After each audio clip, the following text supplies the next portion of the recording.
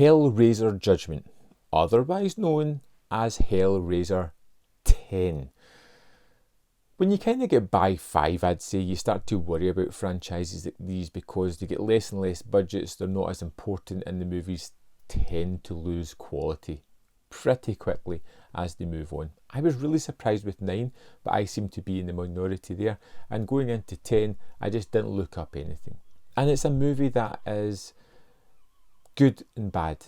The good points are all about, well, kind of Pinhead, who's not in it much, but that kind of Cenobite idea. There's this wonderful conceit of this office worker of hell type of thing. And what they do is they get people, they get them into this address, they get them to confess to their sins as one of them writes them down. And then there's this strange assessor who comes in and eats their confession, and then he's sent into a tube. It goes through to these 3 girls who are all horribly disfigured, and those are the judges.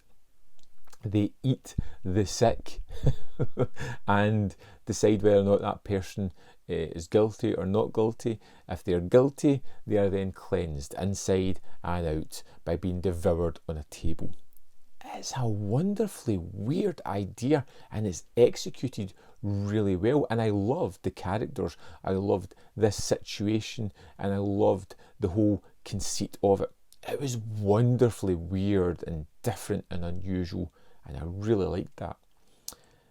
But then you get this other story of these 2 detectives who are Sean and David Carter, who are brothers, are working together, and they are investigating a serial killer who is tormenting this city. They keep getting close, but they never quite catch the guy, and this guy is just decimating people. And you have that story of them hunting the serial killer, and you have the idea of this weird office on Earth convicting weird sinful people and devouring them. And story A is utterly wonderful, completely unique, and something very different. And story B is something extremely familiar, very typical, and very just something that you've seen lots of times before. And it's a strange kind of mix-up. And I loved part A, hated part B, because you could kind of tell where it was going to go. And this movie does have some really nice ideas in it. You know, there is an idea of heaven and hell as well. We have Pinhead dealing with what seems like an angel at certain points in the movie. And Pinhead is not in this movie a lot. And to be honest, I didn't really miss him.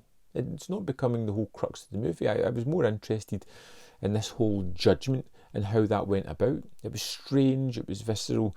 Again, the effects were wonderfully placed. The person playing Pinhead this time was much better than part 9.